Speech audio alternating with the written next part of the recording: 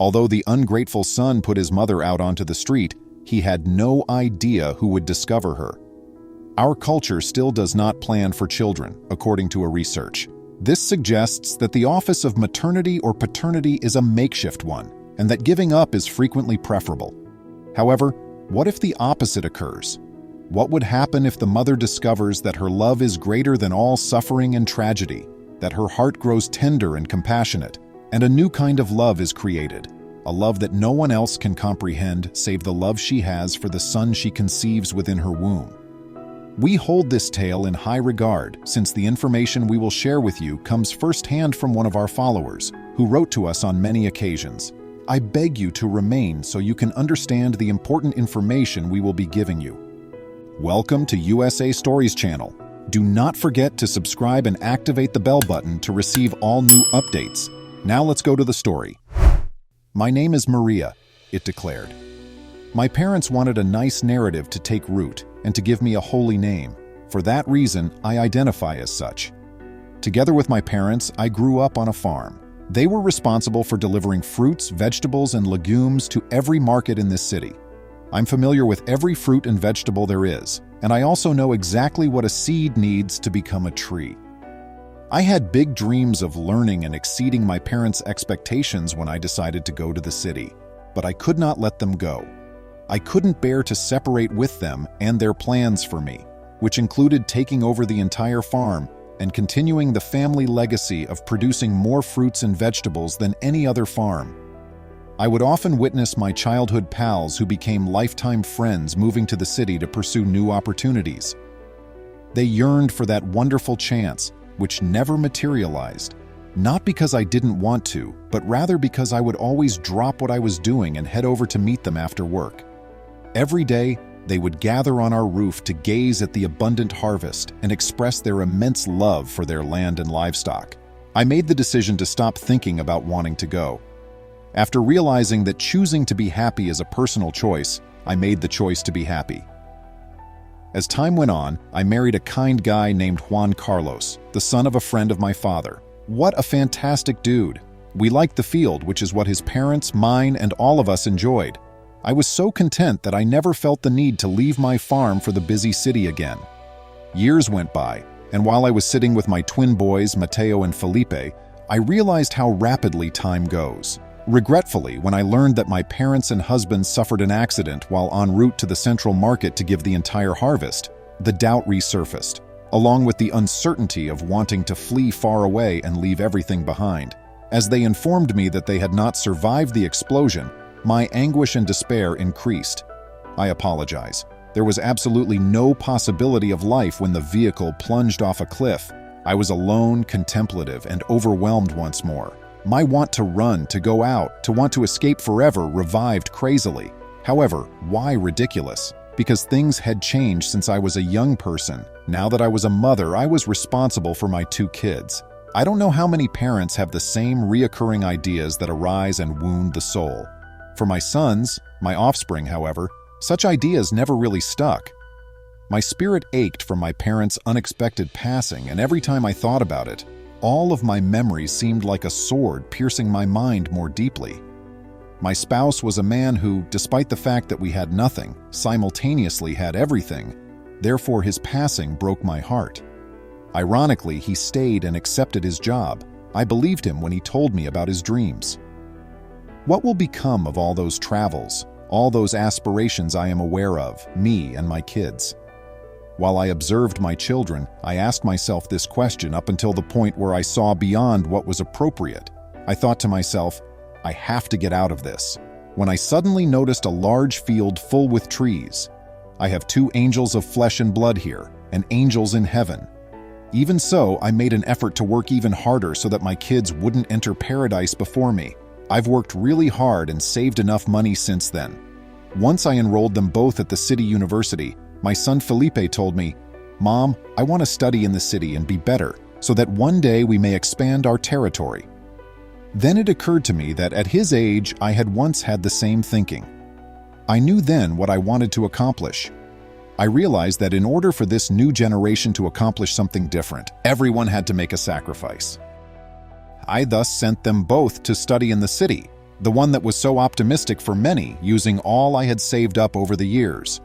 I had no knowledge or comprehension of the metropolis, possibly because I was too busy seeing to them and providing for their every need, despite the fact that my hands were bleeding and my body had already acclimated to the rain, heat, and cold.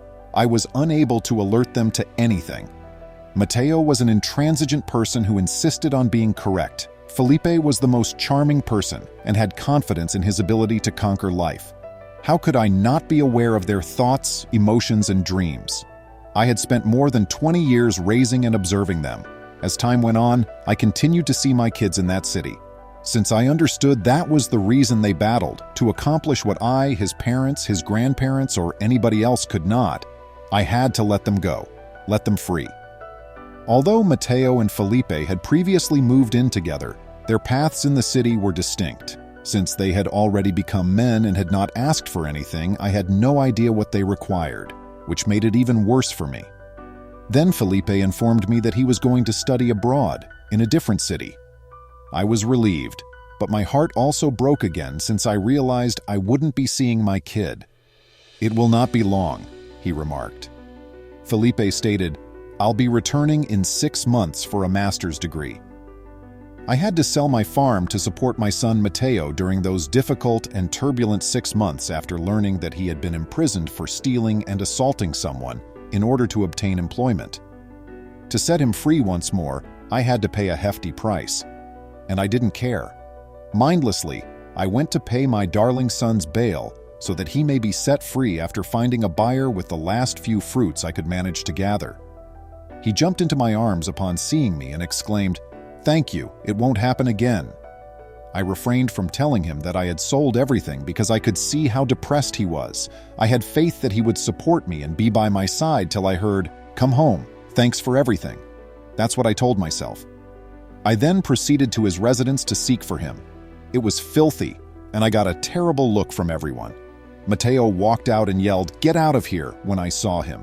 "I am no longer a child. I feel ashamed of you. I shall always be with my friends, and they are my friends. I don't want to hurt you, which is why I don't want you to come back and seek for me." "Son, what's happening on? Why are you speaking to me in such a manner?" I stated. "I hope you never return. My life is already mine. Find Felipe, please. He can assist you."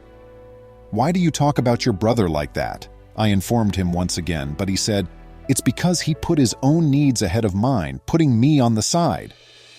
Don't screw around, though. My pals were always there for me, and we made the best progress we could. I went to knock on the door again since I was having trouble believing what I was hearing. This time, he shoved me hard and became quite irate. I sobbed uncontrollably because life had wounded me once more.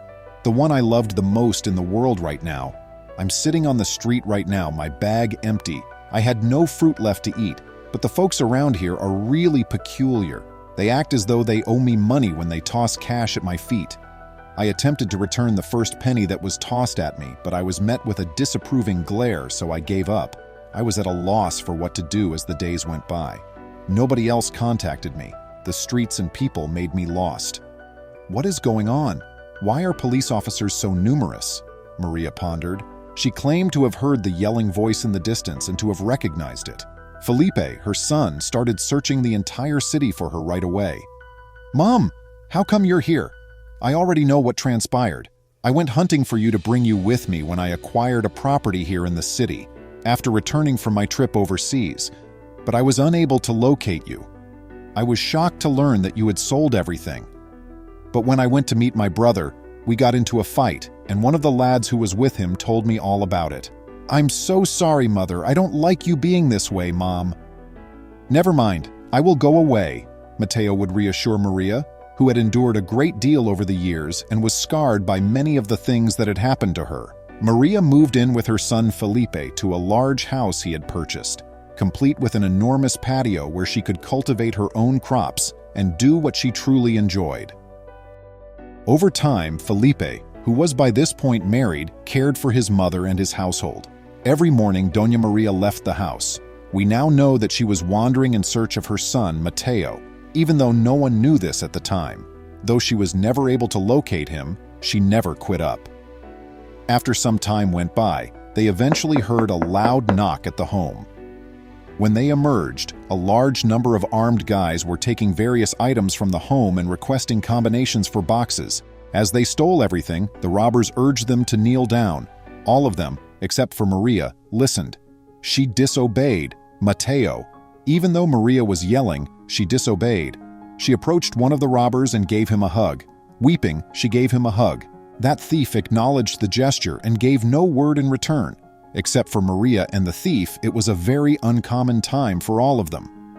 Then the robber motioned for everyone to depart. They all complied, leaving nothing undisturbed in its proper position.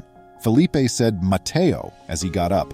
Mateo then declared, "Our mother has fought a lot for us," removing the mask that had been covering him.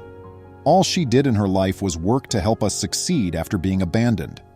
Felipe, you were doing well. However, I was failing miserably because I was unsure of how to respond. I didn't know how to get back on the road, so I got lost. Even wearing this disguise, I never imagined my mother would identify me. After pushing her away and writing her off, I felt as though I had no one left, so I made the decision to leave everything for her. But I recently learned that she means the world to me. I appreciate you seeing. Please remember to subscribe to our channel, give us a thumbs up, and turn on the notification bell so you won't miss any of our videos. If you enjoyed the tale, the next video that plays on your screen will probably move you too.